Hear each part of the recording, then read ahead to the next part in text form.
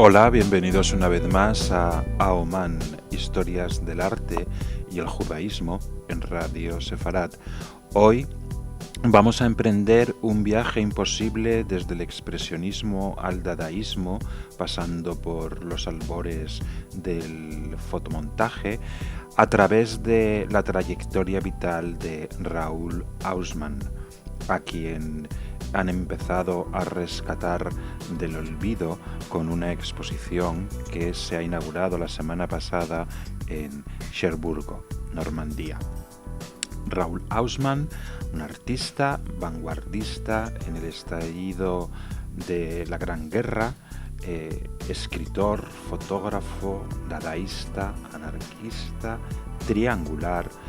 dadósofo entre Viena, Berlín, París, Ibiza,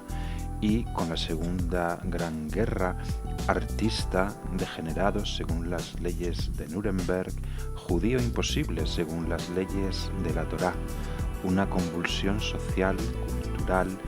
más bien antisistemático de entreguerras entre expresionistas, dadaístas, poemas sonoros y collage fotográficos.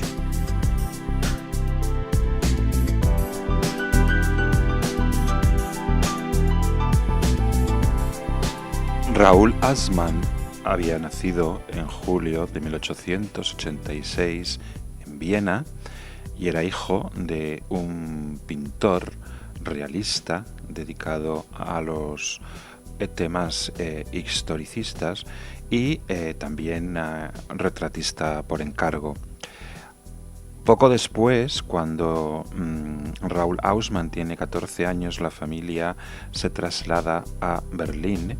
y allí empieza a estudiar en una escuela privada de arte,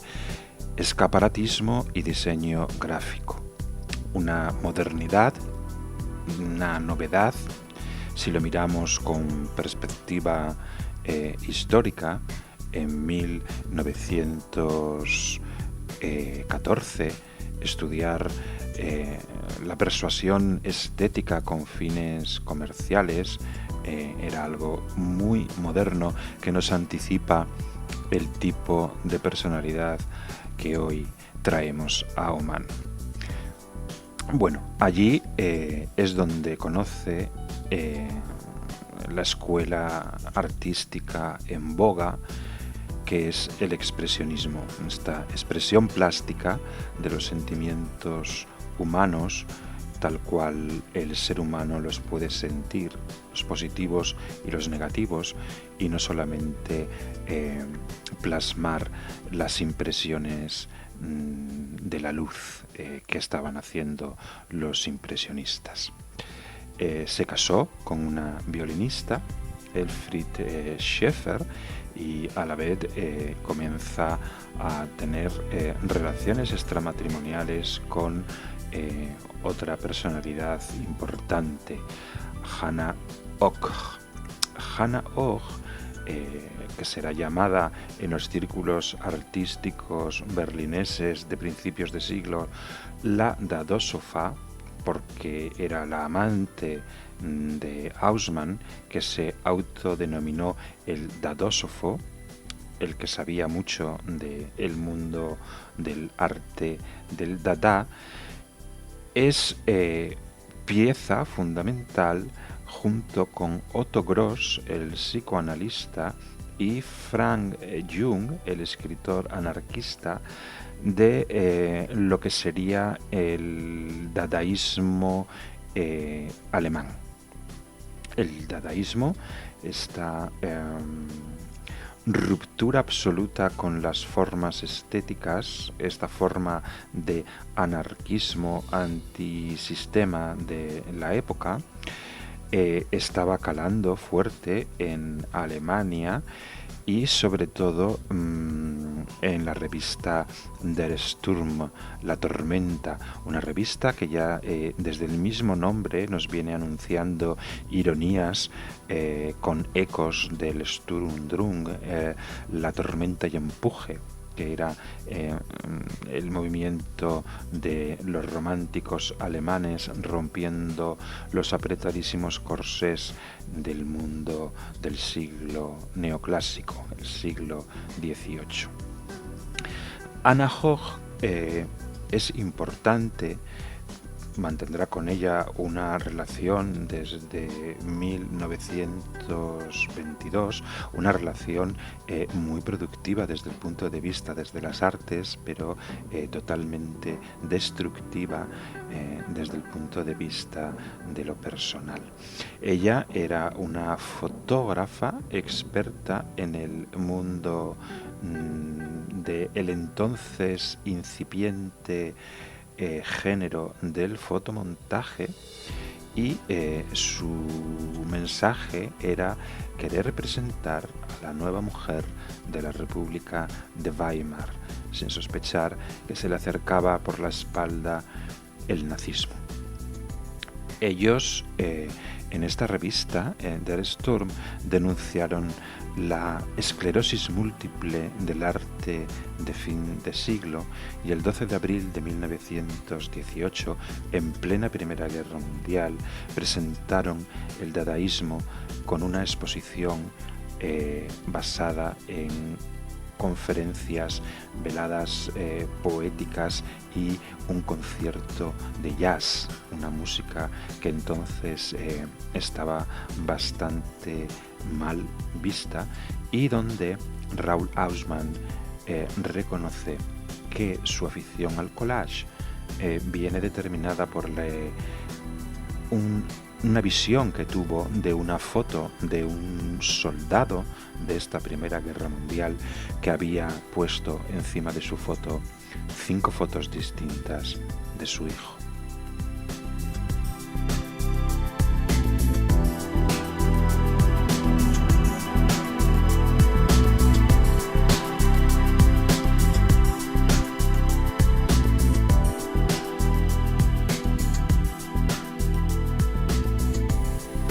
Una vez que se ha acabado la guerra mundial, la Primera Guerra Mundial,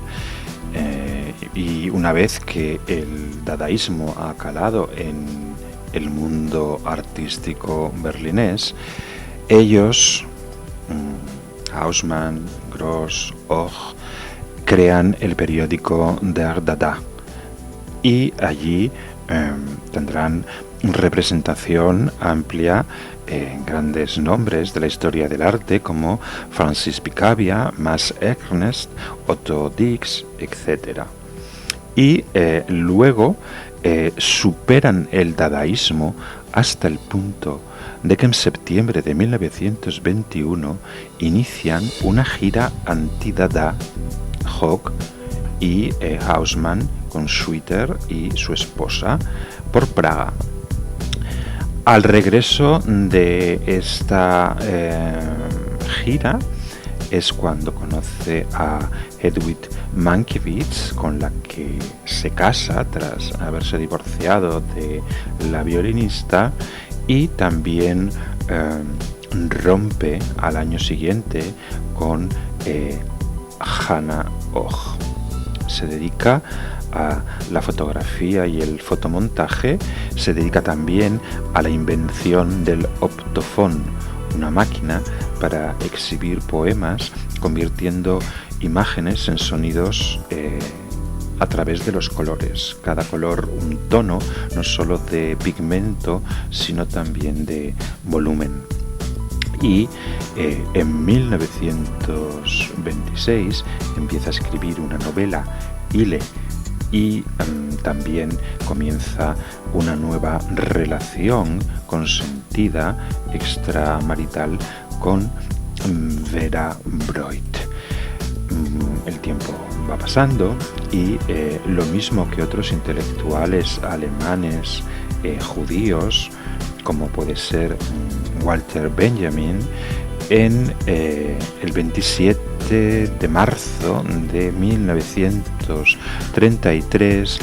Raoul Hausmann con su mujer Hedwig Mankiewicz y su amante Vera Breuth llegan a la isla de Ibiza,